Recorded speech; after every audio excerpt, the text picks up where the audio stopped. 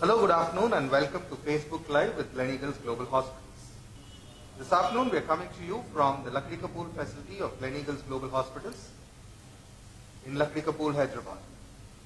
I have with me Dr. G.V. Chanokya, who is a consultant for endocrinology, and he is a specialist in diabetics and other hormonal related issues. Sir, thank you so much for joining us this afternoon. Friends, this afternoon we are going to talk about diabetes and the ill effects of diabetes. As you all know, India is commonly known as the diabetic capital of the world, with millions of people suffering from this condition. A condition which is so rampant that today it has reached alarming levels. Sir, first of all, let's try and understand what exactly is diabetes, and then we will move forward from there.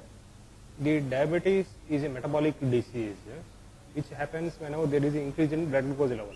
Normally we do have some amount of blood glucose levels.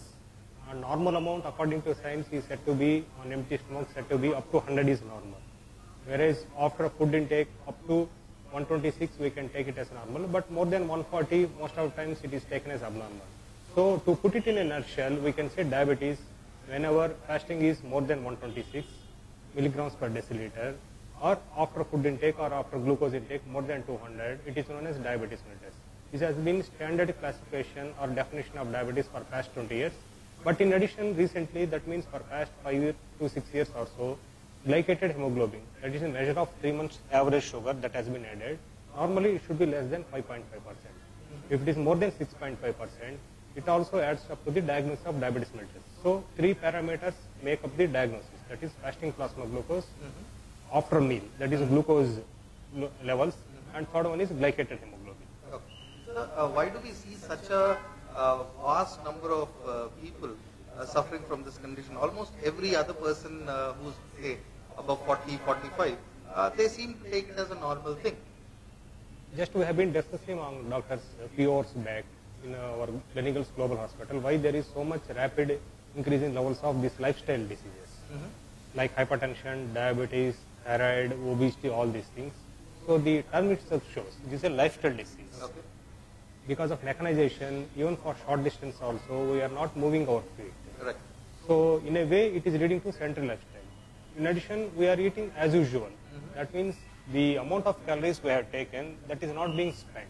Right. So anything that becomes excess, either that is a common physical machine or our dynamic body like us, over a period of time gets taxed. Means if it is a machine, it gets wearied off, whereas if it is our body, our beta cells will wear off. Right. So when our beta cells will wear off, then this complication of diabetes increases. Right. So friends, as we are talking about diabetes and related complications, if you are somebody who's had this condition or who knows somebody who has this condition, feel free to drop in your queries, and Dr. Chanokya will be happy to answer those queries for you, sir. Moving right along, what exactly causes this condition? Because everybody seems to have it, but nobody seems to have figured out what exactly is the reason behind it. Diabetes is a genetic disease, but it is predisposed by our lifestyle. So actually it is a programmed disease. The amount of hormone that is being secreted from beta cells, that is known as insulin, is a pre-programmed. Certain amount of insulin comes into our bloodstream to compensate for our meals or daily physical activity. Okay. And usually that is up to 20 units per day. To put it in a nutshell, that is in physical parameters, 20 units.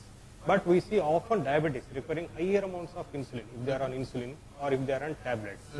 That means there is a component of resistance to insulin. Correct. This resistance happens because of our lifestyle disease, that is environmental factors, whereas insulin deficiency happens because of genetic reasons. So predisposing genetic conditions and frustrating lifestyle disease leads to rampant widespread prevalence of diabetes. Right. So you mentioned deficiency of insulin. So how does deficiency of insulin occur in the body?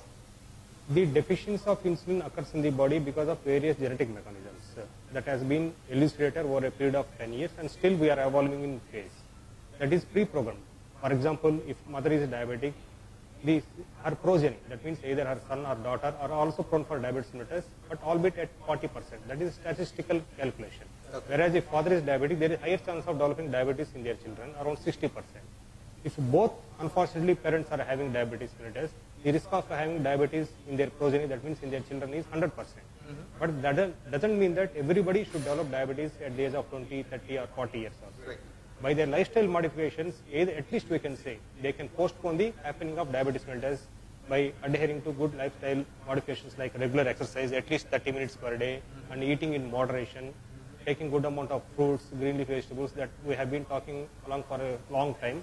But it is a difficult task, though that is not impossible task. We can do from our part at least to prevent the happening of diabetes mellitus. Once it happens, it doesn't go anywhere. So our old motto lies true, that is prevention is better than cure. So when you talk about prevention, there seems to be a lot of emphasis on the lifestyle changes. And yet we see that things don't change. So what is the reason that, despite a lot of efforts of people, we still see a higher incidence of diabetes in the country? Just now you asked a very good question, that is a lifestyle modification. The modification of lifestyle is very difficult. For example, we are adjusted to something to do daily in our daily routine. Definitely we tend to go along with this stream. For example, take a typical software professional. He goes to office at 9 o'clock or 10 o'clock if he is early bird, and he comes back home by night 9 o'clock. Where is the time for exercise? And he also had got its own personal agenda, like doing again office work at home, or he has to cater to homework of his children, or his daily course at home. So there is no place for that regular movement of the body that is happening in his childhood or at least in adolescence, where he used to play, or he might be even college player, or even a school player like basketball player or a good cricket player. And over a period of time, this amount of activity spent and the time spent in physical activity has come down as adult age progresses, which is unfortunate, shouldn't be so. Actually, in Western world, now they are promoting physical activity as a part of daily routine. Unless one does physical activity, there is no panacea for this burgeoning epidemic of diabetes mellitus. So the cornerstone management of diabetes is regular exercise, but it requires a lot of determination, motivation, and perseverance on the part of the person. Sir, now talking about the complications which arise out of diabetes. So is diabetes in itself dangerous, or does diabetes lead to other diseases which can be dangerous? This is also a very good question and a bit of tough question also, because diabetes, that is increasing blood glucose levels. So what will happen? There is increase in blood glucose levels. Definitely it has to go and deposit in some organ, some tissues. Usually what happens in normal person, glucose is taken up by the muscle by action of insulin or into the liver. And whenever we are doing exercise, in spite of insulin being absent, this glucose will be absorbed by muscle. That's why the basic understanding of doing exercise in case of diabetes mellitus.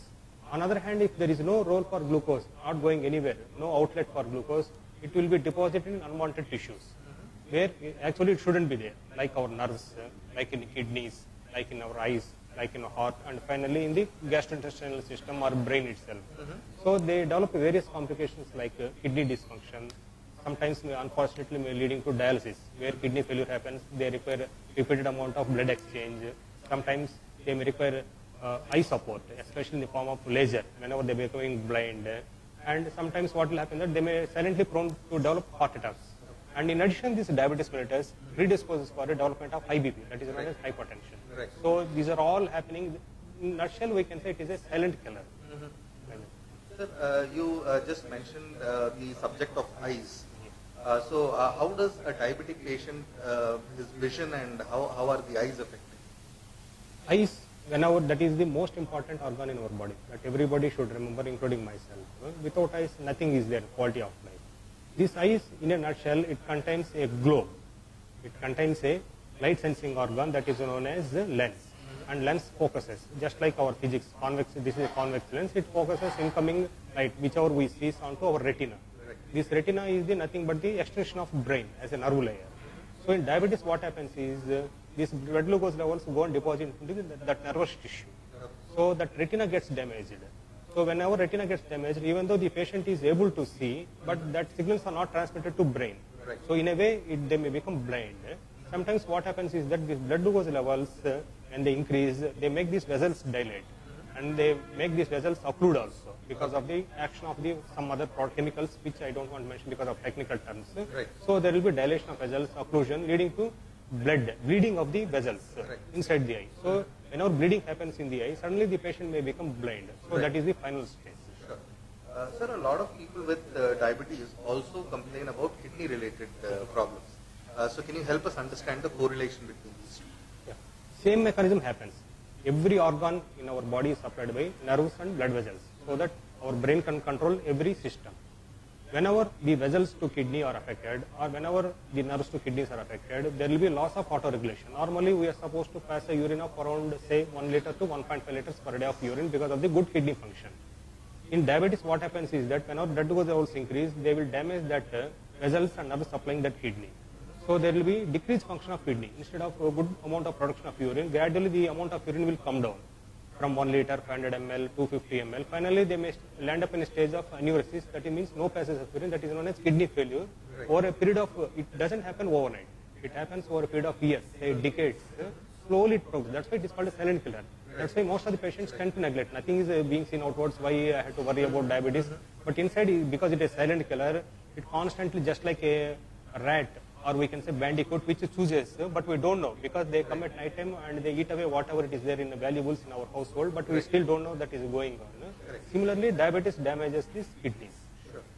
Sir, talking about the treatment options, a lot of times we hear people telling us that once you develop diabetes, it is impossible to treat the condition.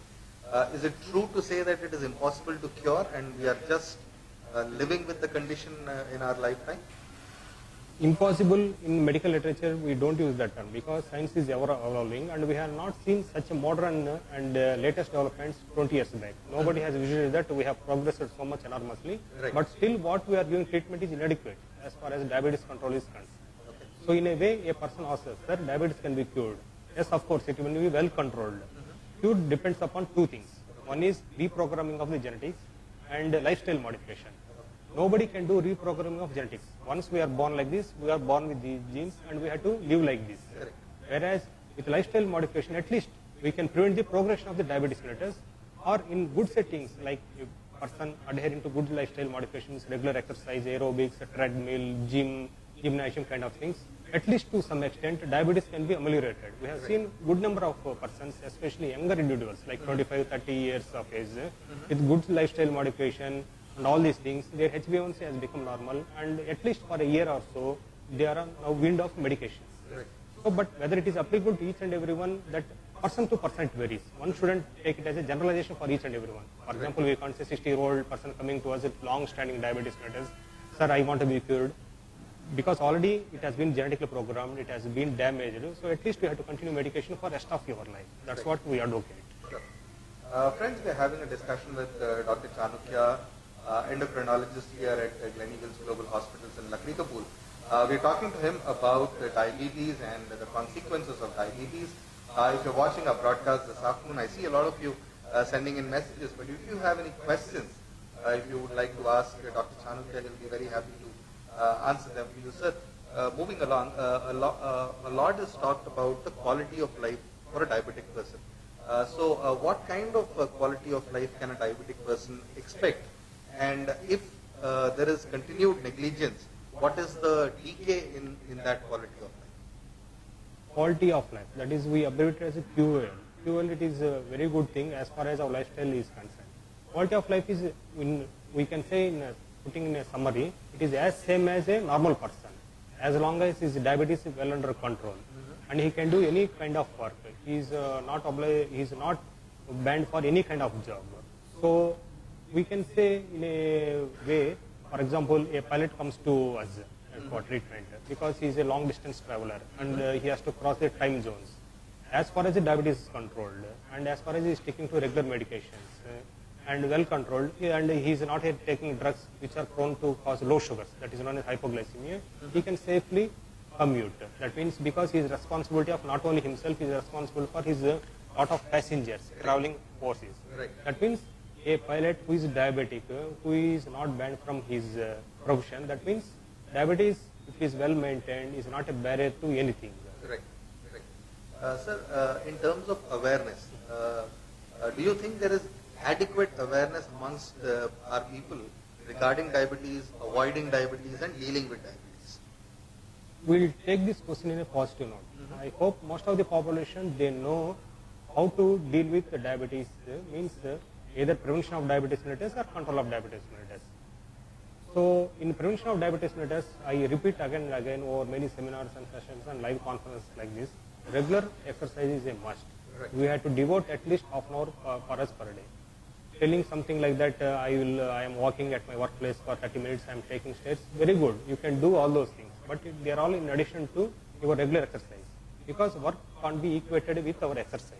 Exercise is different and work is different. Right. If work is really exercise, then most of our housewives, I think Indian housewives do much more work than anyone on the earth. They shouldn't develop diabetes mellitus. Right. Right. So you can do regular walking, you can use stairs instead of lifts in your workplace, but at least devote 30 minutes for yourself in a day. That will going to pay a lot of dividends for your future life. This one should take into mind. And second thing is control of diabetes mellitus. In control of diabetes mellitus, many people, they believe that simply taking medications is enough. That is not so. Right. Diabetes is always a team approach. Doctor is one player and patient is another player, and they are playing with medications and exercise as a ball. Right. And one ball from our doctor is medication, and ball from other person is exercise from patient point of view. Correct. So regular exercise on part of the patient, not only for diabetes mellitus, any lifestyle disease like hypertension, thyroid, obesity, kind of all these things, exercise I advocate again and again. This is the basic cornerstone management. So for both prevention and control of such lifestyle diseases, it is a must. Sure. So we have a question coming in from a user who's asking us, how should hypoglycemia be treated, which is very commonly associated with diabetes? This hypoglycemia in layman terms we can put as low sugars.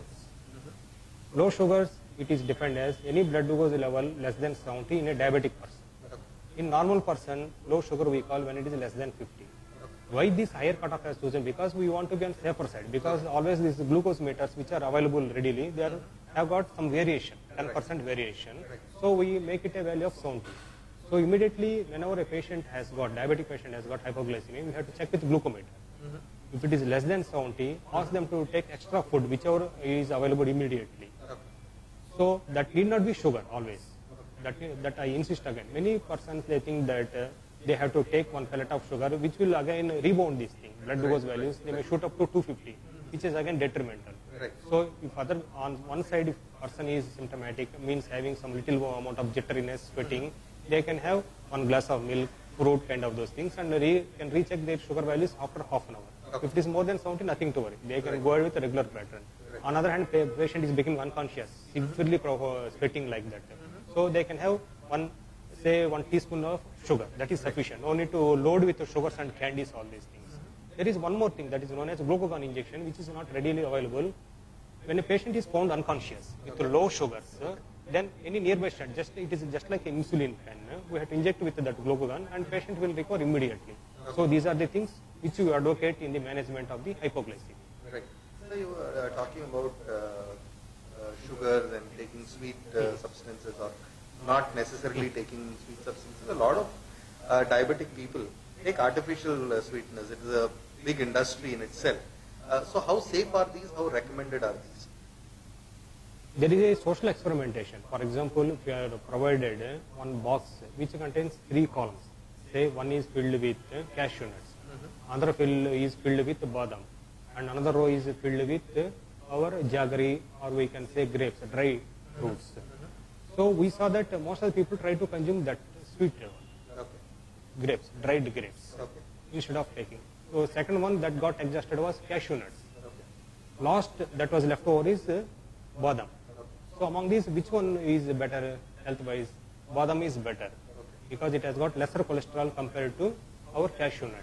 But still, in spite of that, why people tend to take sugar? That means we are prone for eating for the sake of pleasure. That is known as hedonistic eating. That is inculcated in the brain. That is called, even though we don't have hunger, we tend to eat because of the seeking the pleasure. Right. Especially after doing heavy work and sitting at office while returning, going back home, or in doctors say after doing surgeries, they feel somewhat tense. Right. So whatever they find on the way, many sweet shops, so they try to succor, they try to derive the pleasure. They find their succor in that sweet shops. Same thing holds for these artificial sweeteners. So what we advocate is that anyhow we can't cut down that hedonistic eating. So to cut down to at least some extent, this artificial sweetener business has become a big thing in this world. Artificial sweeteners, why they are called? Because they tend to produce similar amount of taste sensation, but exactly not as like our natural sugar, because there will be some lingering sensation. Some tend to leave some bitter taste also for some persons. So in a way, because they give lesser calories, they can act as substitute, but they are not panacea, means they are not must for each and everyone. Correct. So we have another set of questions from our users who are asking us what are the differences between type 1 and type 2 diabetes, and what causes both of them? Type 1 diabetes and type 2 diabetes mellitus has been long-standing established classifications of diabetes mellitus. Type 1 diabetes mellitus, to summarize, because time is lesser, it is because of insulin deficiency. Right. Whereas in type 2 diabetes mellitus, it is because of the insulin resistance. Okay. Whenever there is insulin deficiency, that doesn't mean that type 2 diabetes mellitus have insulin deficiency. Over a period of time, because of insulin resistance, beta cells will stop functioning, just like our machinery. If it is a constant giving troubles, if it is still to run, what will happen? It will cease to function. Right. Just like that in type 2 diabetes mellitus also, they will develop insulin deficiency after 10 years, 5 years, depending upon their lifestyle modification, whether they are doing regular exercise or not. So they may require insulin also. Most often this type 1 diabetes mellitus happens in childhood age group or in adolescence. Sometimes because of sudden onset of this insulin deficiency, because of autoimmunity, because they don't have any insulin, they are prone for all kinds of metabolic complications like diabetic ketoacidosis. Sometimes they will end up in hospitals with breathing, heavy breathing, and they tend to receive insulin. So we will estimate in such patients or persons, we can say, whether they are having insulin or not. Once we do that test, that is known as C-peptide test, if there is insulin deficiency, then we tend to give insulin. On the other hand, type 2 diabetes mellitus is a state of insulin resistance that is happening because of this in this session we had discussed about lifestyle disease. Right. So in a way, it can be ameliorated with regular exercise and our medications, oral medications or some other injectables.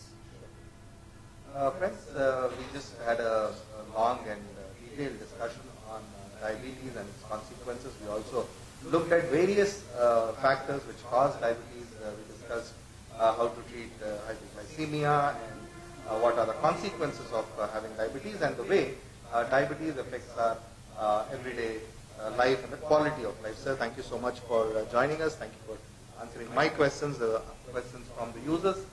Friends, thank you for joining us on this broadcast of Facebook Live with Gleneagles Global Hospitals. We look forward to your company in the future. Until then, please do take care of your health. From myself, from Dr. Chanukya, from everybody here at Gleneagles Global Hospitals. Until then, thank you and goodbye.